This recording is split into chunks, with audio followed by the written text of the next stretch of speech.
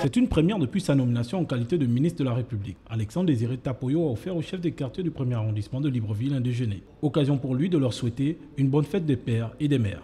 Cette rencontre purement familiale s'inscrit dans le cadre de la fête en différé des mères et des pères.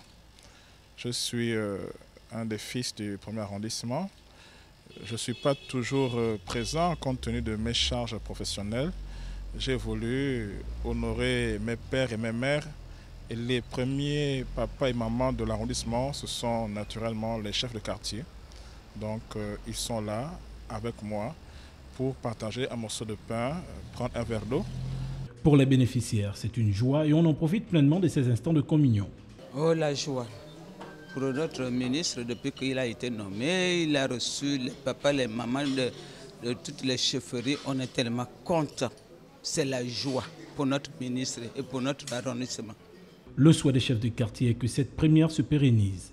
J'espère que ça va se pérenniser et que tous les ministres qui passeront pourront penser à nous parce que nous, vraiment, les chefs de quartier, on est pratiquement les parias de cette affaire-là. C'est un plaisir. En sa double qualité de ministre et fils du premier arrondissement, Alexandre Désiré Tapoyo dit tout mettre en œuvre pour épauler les chefs de quartier en ce qui concerne notamment l'amélioration de leurs conditions de travail et l'amélioration des conditions de vie des populations de cet arrondissement. Il est un personnage assez atypique dans un quartier où tout le monde quasiment le considère comme un malade mental. Ce sexagénaire amoureux des jeux de hasard, à la tête blanchie par des expériences célestes, détiendrait le sésame pour rencontrer la divinité. Boukinda Mungonga Ambroise, tel un philosophe de la Grèce antique, considère tous ses détracteurs comme étant dans la caverne car il refuse de voir la vérité. Une vérité sur le ciel conçue comme un endroit où quiconque pourrait s'y rendre en suivant une carte qu'il est d'ailleurs le seul à détenir. Nous partons de la terre. Le tradipraticien capable de séparer l'être qui anime votre corps vous fait asseoir sur un banc de séparation ici. Il quitte le banc, l'esprit quitte le banc. Il arrive devant l'esprit terrestre, c'est celui-là qui a quitté le corps. Mais ici, il est devant des esprits célestes qui viennent réglementer la montée au ciel parce qu'on ne va pas comme en Montboîte ou au marché. C'est de retour de son voyage astral, après avoir contemplé les merveilles de l'au-delà, que celui qui désormais se fait appeler l'excellent a eu l'idée de concevoir une carte du ciel pour permettre à tous les mortels d'y aller pour la résolution de leurs problèmes existentiels. Son vœu actuel est de vulgariser sa carte pour apporter un peu de lumière à l'humanité. Une telle découverte, je ne peux pas la garder seule. Je voudrais la partager à l'humanité parce que même les pasteurs, même certains imams ignorent la réalité du ciel.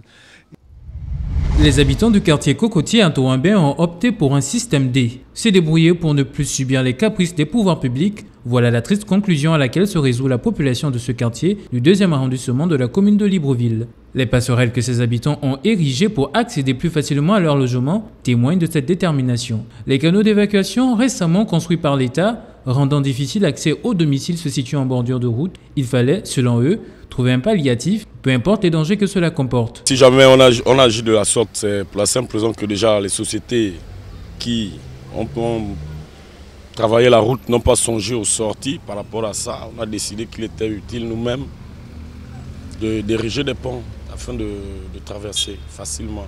On ne pouvait pas parcourir une longue distance pour pouvoir accéder à l'autre côté dès lors qu'on pouvait le faire juste devant la maison.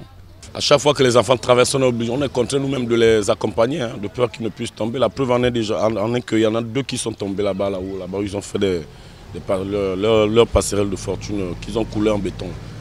Donc c'est la raison pour laquelle, ayant constaté cela, nous avons décidé nous-mêmes de faire nos ponts au lieu de rester assis. Même si la débrouillardise reste leur slogan, ils sollicitent tout de même l'aide de l'État. Si l'État pouvait nous venir en aide, ça nous ferait entièrement plaisir. Histoire de nous débourser des fonds ou alors nous trouver du matériel pour que nous puissions au moins couler du béton par-ci par-là. Au regard de nombreux risques qu'encourent les usagers de ces passerelles rudimentaires, les pouvoirs publics sont donc interpellés afin de régler cette situation fâcheuse au plus vite.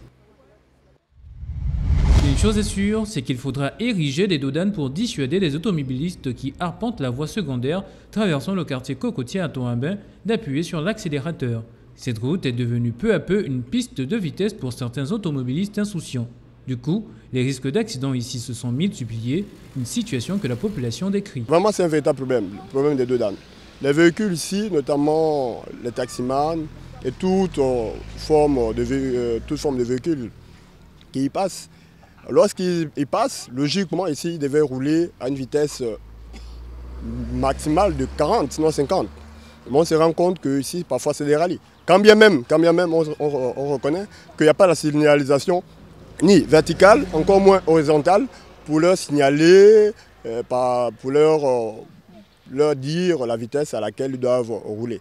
Pour les habitants de ce quartier, il n'est pas étonnant d'assister régulièrement à des accidents de la route. On a déjà assisté à plusieurs accidents de la route.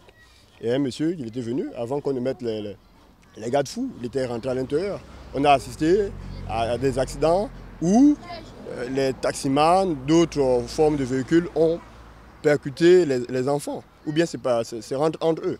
Mettre le holà, ce qui passe pour être du désordre, voilà tout ce que les habitants peuvent attendre de l'État. Des pères et des mères qui sont certainement soucieux de voir leur progéniture circuler aux abords de cette route en toute sécurité.